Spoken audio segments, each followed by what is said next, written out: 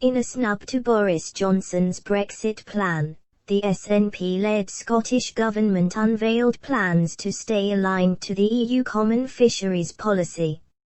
It comes as Brexit trade deal talks led by Michel Barnier and Lord Frost continue to be an impasse on fisheries, the core sticking point of the negotiations. The European Parliament yesterday set down a 3-day deadline for post-Brexit trade deal negotiators to strike a deal, warning that MEPs will not have time to ratify an agreement this year unless it is ready by Sunday night.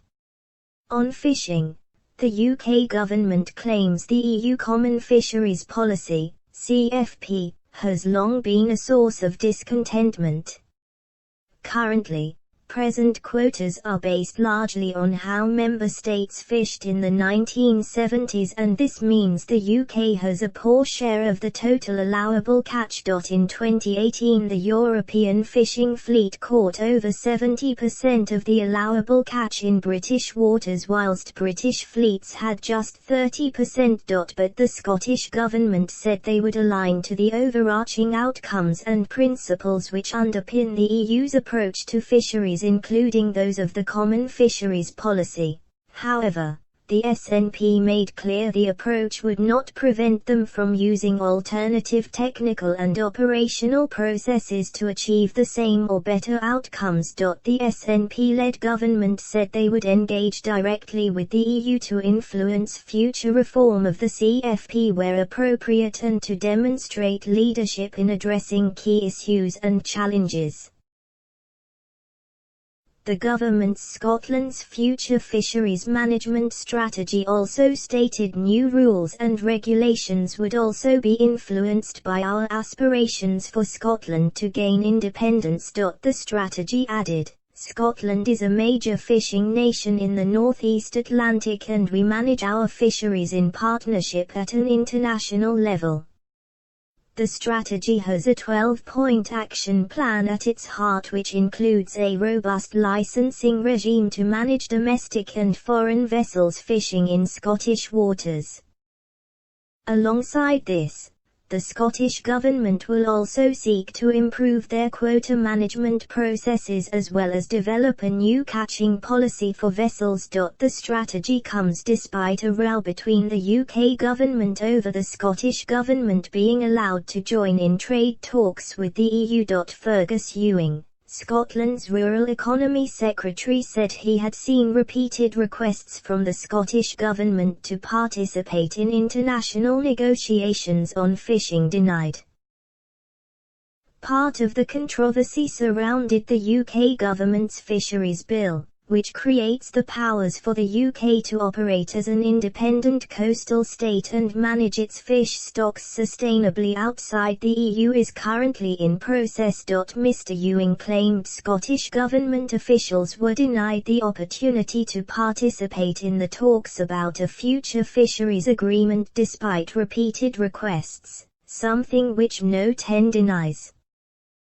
The SNP administration reaffirmed to having their voice heard and said, as a coastal state the UK controls and manages fishing in its exclusive economic zone in accordance with international obligations. We will work closely with the UK Government and as part of the UK delegation, the Scottish Government will be an active partner at international negotiations, especially in relation to stocks which are predominantly present in Scottish waters and in relation to access to Scottish waters by foreign vessels.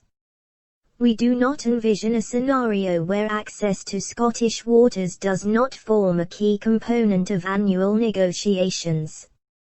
In a statement, Mr. Ewing said last night, Scotland's future fisheries management strategy reaffirms our commitment to meeting and where possible exceeding international standards, to being a competent and collaborative partner, and to championing Scotland's fishing industry and our marine environment.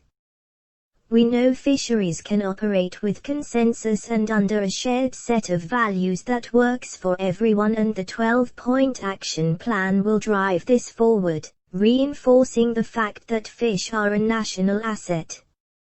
It comes as Nicola Sturgeon issues a Christmas message to EU citizens in a bid to charm Brussels and anger Boris Johnson by stressing the bloc's citizens would always be welcome in Scotland. Ms Sturgeon will say, "My message to everyone from the EU who lives and works here remains this: Scotland is your home, you are our family, and we'd be privileged if you would stay here with us. We are drawing close to the end of the Brexit transition period, and the end of a year in which we have together faced the unprecedented challenge of the COVID-19 pandemic. In these times of uncertainty and disruption, I would like to once again reassure EU citizens that Scotland values you for the contribution you make to our society, our culture and our economy. While I don't agree that you should have to go through an application process to secure rights that you should automatically have, I do want to ensure that you are able to stay in Scotland.